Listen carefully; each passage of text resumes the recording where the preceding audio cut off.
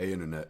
I just wanted to make a quick video. I know a few people were having issues with this, and I think it's for a very simple reason. So if you're using VS Code user snippets and your process kind of looks like this, and what you actually want to do is start in here, but actually be able to use autocomplete, or you've gotten your cursor in there, but autocomplete is not working. There's just a couple of things that you need to do. The first thing I would suggest is actually enabling these two lines within VS Code. One will, for whatever reason, I think VS Code by default stops quick suggestions whenever you're creating user snippets.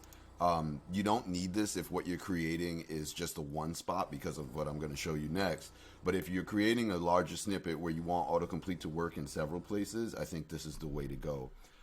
The other thing I would enable is this. It just puts the snippet suggestions at the top. So I probably won't be able to replicate it right now, but a lot of what was happening before was I'd do something like this, and the first option would actually be, do you just want to type CLG, as opposed to the one that says print to console.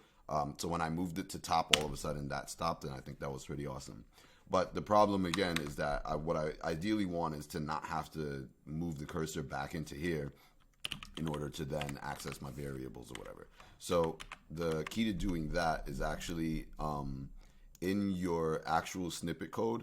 I think the issue is that a lot of people leave this blank, or they end up tossing something else there.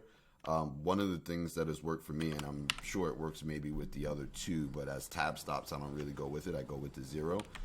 When you make that as the final cursor position, essentially what happens is when you now do your snippet, not only is your cursor there, but you can access all the variables that you need with autocomplete. And that's pretty much it. Pretty straightforward. If you have any questions, I guess, ask.